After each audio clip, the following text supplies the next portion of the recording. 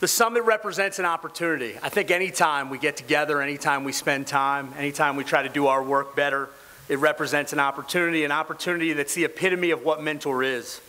It's the opportunity to unite our voices, heighten awareness, drive innovation and relevant resources, all in the name of furthering the quality and the quantity of your work.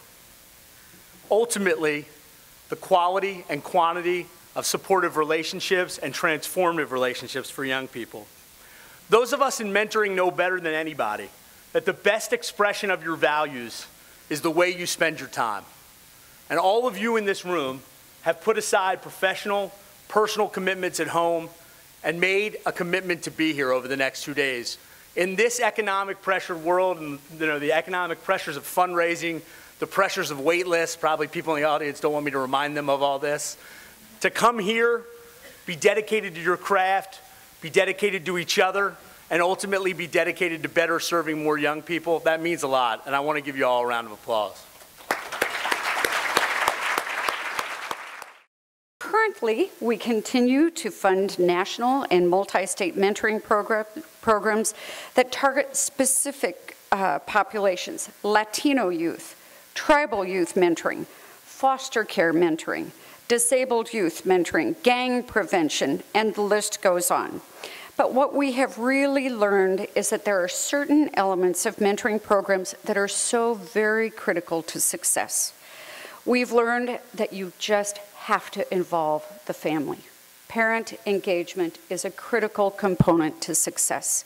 And in the last year, OJJDP has really led the charge to engage families in all phases of a youth's involvement within the system.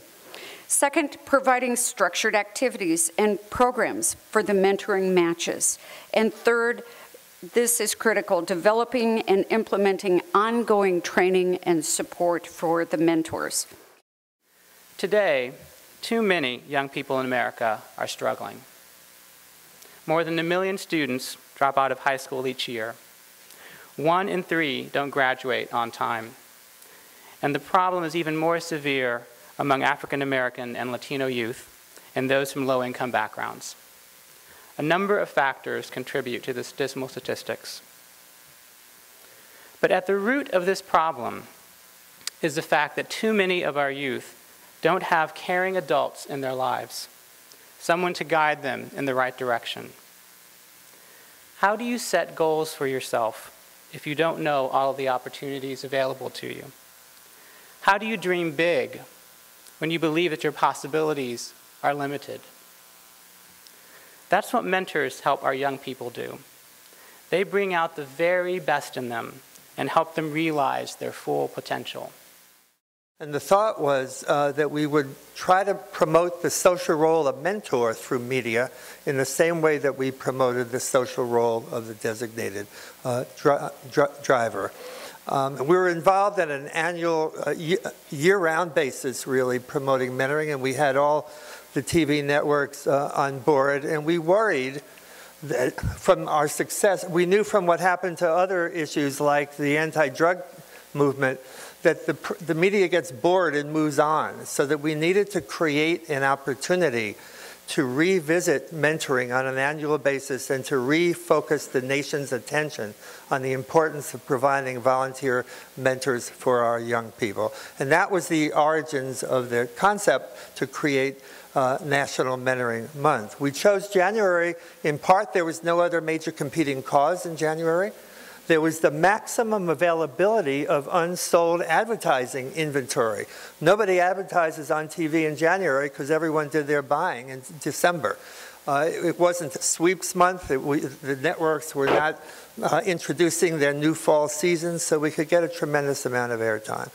And I think over the last 11 years, we have succeeded. National Mentoring Month is part of the culture now, and we're at a plateau in terms of our level of support. But we're only at a plateau.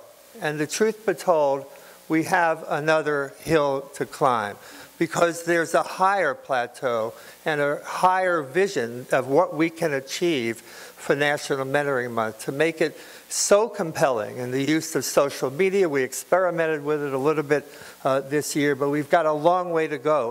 I'm going to continue, as David said, to introduce the Foster Care Mentoring Act, because I think of all the 100 million children in America, approximately 1/3 of our population, that this 0.5% could be the most vulnerable, the 500 or 600,000 kids that are removed from care, almost always for good reason. They're in danger in their own families, which is horrific to think about, that there are some families where children are in more danger in their home than on the street. But unfortunately, that can be the case in not just America, but in other places around the world. And so children are brought into care, something that should be temporary, the law says, until they can be returned with safeguards and support to their biological parents or parent. But if not, moved through to a permanency through adoption, domestic, or international, particularly with an emphasis on kinship adoption. But we know that that system is broken. We know that the foster care system is not as strong as it once was. There are too many children being fostered by people that have turned it into a business. One child came up to me about 15, 16 years, well, I was older, because they had aged out. So they must have been 18 or 19. We mentor an organization that I helped to start. We mentor about 20 young people that graduate out of the foster care system every year. And one of these children came to one of our summits and said to me, "Senator, do you know how it feels to have someone paid to love you?" Or, I've heard them say, "Senator, do you know how it feels to have someone paid to feed you breakfast in the morning?" I mean, so my heart really goes out to kids in foster care, but my heart also goes out to all children that are in need of a protective and loving family. And even in the most loving and protective families, still children can use outside mentors.